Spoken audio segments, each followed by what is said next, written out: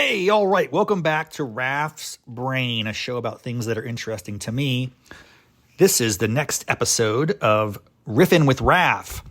This is the part of the show where I just have conversations with friends, family, and other people that I respect and admire. So sit back, relax, and enjoy today's conversation with my one and only older niece, Lindsay Quattro. Hi. Lindsay Quattro. So I want you to know something, Lindsay. I don't know if you are aware, because you're not really an avid or loyal Raff's Brain listener yet. Maybe we'll get you there. Your younger sister, 12 years junior, Mallory Moss, is a very popular character on my show. We've had one person reach out and say, I really like those interviews with Mallory. So no pressure here. And when I introduce Mallory, I often say, she is my favorite youngest niece. I can't claim to have a favorite between the two of you, but I can say you're my favorite oldest niece. I'm just giving you some context here. So Lindsay Quattro lives down in Richmond, Virginia. Mm-hmm. And what we want to explore here for this brief conversation, what I'd like to talk about, you can take any direction you want. There are no rules on Raff's Brain. And we're going to continue eating our Indian lunch here, which we had delivered by bike in the pouring rain. Poor guy. Very tipped well. But you're not like a new mom. I mean, you have a child. Yeah, she's coming up on 16 months. Which, See, all right, let's talk. Stop. Yes, I was going to say, I get so self-conscious talking in months. Why are you doing that? It's 1.5 years, is it not? No, 16 and 4, 1.25. See, this is the thing. It's like, now I got to make you do math. Yeah. But no, it's because those first 24 months, 2 years, there's such rapid change. So like a 13-month versus a 15-month. Yeah. It's a surprisingly big difference. Well, I have to say this. I haven't seen, her name is Vita. That's her nickname, if you will. I haven't seen your daughter, when was the last time we saw each other? August. Okay, so August, September, October, November, 4 months. Mm-hmm. And when you rolled in here and I saw her, I was like, oh my gosh, she looks different. Yeah. And so it's less than a year. It's only a quarter or whatever. And so I get what you're saying. Yeah. You see it gradually. I see it like in increments that blow my mind. Yeah. And it's interesting. I think it's funny. And tangentially, I'm working on a part of Raff's Brain, which would be like more of a production that explores birthdays and like the hierarchy of birthdays. And one of the questions I have about this is, why do we talk about months? And then when do we stop talking about months? And that sort of thing. So this is interesting to me. I'm learning from you about this. We can have a follow-up conversation on it. I want to say something real quick. This is obviously embarrassing when I'm the interviewer and I'm going to take over and dominate this. It's okay. But one thing I want the audience to know, and this is really a cool thing, at least in my opinion. Lindsay was an enormous supporter and advocate for my first ever one-man show about 5 years ago called What I've All Been Waiting For. She was kind of like my technical producer. You can look at that entire 45-minute bonanza, and don't judge Lindsay on the quality of the show per se. Just know that she was a supportive individual who was there for all my performances, ran the lights and the projector and other things. It was so much fun. It was a good time. You're very helpful. I appreciate you. That I will never forget that. That was very, very encouraging. Okay, so back to your child. Vita is 18 months. Is that what you said? 16. Coming up on 16. Yeah. Coming up on 16. Talk to me about that situation. When she got here, I was just shocked. She's walking around now. Yeah, walking, climbing, babbling. No, other than mama and dada, and no other things yet. Yeah, she tries to say some words, but she's not quite there. Is there a expected age if she doesn't say a word by that you would be concerned? 8. From what I understand, 18 months is when they anticipate the word explosion. Okay, so it's coming up. You have about 4 months. About 2 months. I can't do math, people. You're not supposed to do math in public. I'm embarrassed. So you have 60 days. Yeah. Basically, early 2025, this kid's going to start blabbering like crazy. I won't be too concerned if it takes, Don't be another concerned. month. But don't be concerned. She'll figure it out. Yeah. She definitely wants to communicate. She points at stuff and babbles, and so she's trying to say things. Something else I noticed, you haven't cut her hair yet. No. Ladies and gentlemen, a year and a half, or whatever it is, 14 months? 16 months. nonsense. It's like, I've never gone that. Actually, I probably went that long during COVID about that. It was pretty crazy. I'm curious when you're going to do the first haircut. Have you even contemplated it? Actually, on her birthday next year or something, maybe? I kind of just want to let it be until it feels... The problem is, couldn't it grow like to her butt? Like, wouldn't it just go forever? I suppose at a certain point, maybe she'd be due for a trim. But right now, because she was born with a lot of hair, so right now you can just throw it up in a little top pony, and it's very cute and stays out of her face. So I'm like, it's not broken. Let's not fix it. I dig it. It's interesting. And it's curly. So I'm like, I just don't want to. Let's let it roll. Roll with it, baby. So words are coming up. Talk to me about the steps. When was her first step? Do you remember that? That would have been, I want to say, in like March or April. I don't remember that. Gee whiz, okay. March or April, I think, is when she started pulling up and taking her first little tiny steps. Yeah. Because yeah. And that presents all sorts of new challenges, I would suspect. Yes. She's in a crib still, or no? I don't even know what the rules are on that. She's on a floor bed. Floor bed. But honestly, she is just like around me or like napping on me most of the time. See, if she napped with me, I'd probably roll over on her and crush her or something. Does that happen to people? Probably does, sadly. I don't want to be too dark here, but... Yeah, so I'm a breastfeeding mom, and we co-sleep. So you have to be careful about that. Yes, it's called the Safe Sleep 7 they recommend you follow. And 7 tips or something? Yeah, basically like 7 guidelines for safe sleep. Wow. So I have not had any issues with that, fortunately. I just like... I'm almost hyper aware of her, where she is in the bed. So go back for a minute. Imagine yourself, say 3-4 years ago, and it's cool. And someone says, "Well, you're gonna have a kid soonish," mm-hmm. And imagine that was you talking to yourself.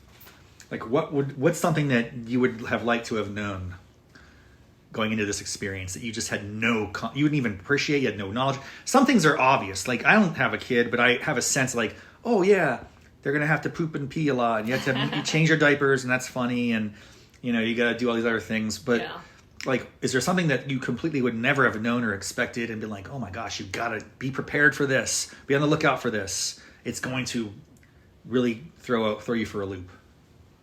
I could be wrong. I mean, I don't know if threw me for a loop is the right word, but it's one of these things that's like, when you say it, it's obvious, but experiencing it, I feel like I didn't really experience it until having a baby. What's that? The passage of time is just, I feel like before having a kid, everything, like certain periods feel like they are going on forever. Right. Or, but when you having her, it has really brought it to the forefront of like just how quickly things can pass by and how nothing is permanent. Like, the kid I have right now is going to be a different kid than a month from now. Yeah. And, a month ago we were in a totally different place. So, I don't know. Does that count? It's deeply philosophical. I think it's awesome and a fascinating thing, and we could talk about that for a long time. We won't bore you with that. It's like we all know it, but we all know it. And I know this is not a novel concept, but I've thought about this in relation to my own life. I don't have children, so I don't have that same marker. I think of you as a pretty significant one.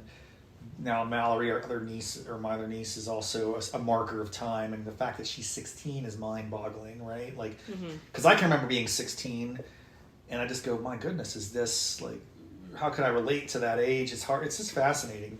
But the way that I approach it, that freaks me out, is sort of building off your point. And again, this is not a novel concept. This is pretty well known. And it's been documented. I don't want to be like fake deep here. It's just... But no, this is not fake deep. This is just acknowledging something we all are aware of. And that is the easiest way for me to do it, since I'm terrible with math, clearly. Just think about like your first 10 years of life. 1 year addition is like 10%, right? So it's a significant amount of your life. Perceive time is totally different. So how you perceive time is different, and that changes, and that blows my mind. Instead of being 50, which I'm about to become 1 year is then a much smaller percentage. Like, so it doesn't, a year flies by. Yeah. When you're young, everything seems like it takes a lot longer to happen. Yeah. But you're starting to experience now the acceleration of time, it feels like, maybe. Yeah. What can you do to slow that down? Is there any tactics you can do? I think seeking novelty actually can help slow down time. And it's hard when you have a toddler. The days can start to feel like they're all the same. But if you seek out new experiences, shake up your routine within reason. Give me an example of how that might manifest in your life. If I take a morning and go to the gardens, like the botanical gardens, or go grab coffee with a friend and their kid, it makes it feel, yes, experiences change the scenery. Going out and doing things that are out of the norm, other than just like being at home all day, that can really make the time feel longer. Make that day feel longer, at least. For me, not that it's not baby related, it's just more like existential crisis related. I think subjecting myself to discomfort and in some cases pain, like exercise, because time doesn't go quickly when you're on a plank. A 1 minute plank and you're there for 60 seconds and it feels like an eternity, especially the last, say, 15 seconds of it. Yeah. That's just a funny thing to imagine. Yet here we are, we're going to have this conversation, it'll be over in a few minutes, and all that time has passed. So the elasticity of time is obviously not a novel concept, but it's an interesting one. So that's kind of cool that you would really mention that to yourself. For any future moms out there, or future parents, just take notes, get ready. Yeah. It's only going to get worse. What's the best thing about being a mom? The best part is probably there's lots of good parts. I really enjoy seeing her accomplish something. I love to tell the story of when she was I don't even know how many months when she was little, and she couldn't roll over yet, but she would lay on her back and she would roll over to her side and then do these kind of like crunches where she was trying to get that last oomph to roll onto her stomach. And she wasn't upset, she was just determined, and she would do that for a while, and eventually she got it, and it was like, wow, you put your mind to it and you did it. And so seeing her do that with a lot of stuff is very rewarding. That's only going to continue. Yeah. And right now those things are, in a sense, not to diminish them, somewhat inconsequential. Like, I can sit up, I can walk, I can do this, I can talk. It probably even gets more powerful as they do things like succeed in various challenges or tasks in school. Or how do you think about, though, when they might fail at something? Like, I don't know, this is interesting. Like, do you think the opposite of that? Has the opposite of that ever caused grief or pain to you? Like, oh man, I see she's really trying to struggle to sit up or to roll over, and your instinct might be to try to help her, or how do you handle those emotions to intervene? Yeah, so I think it's probably very baby specific. Yeah. Her tendency is with those sort of like physical milestones that she's working on.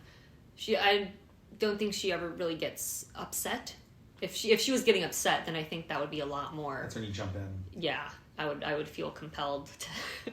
But because you want to ease that discomfort. You want to ease the pain. Yeah. Even as that could help in a sense, like our response to stress. I'm just curious about this because I find it fascinating, and I'm not a parent, and I get the instinct to want to intervene.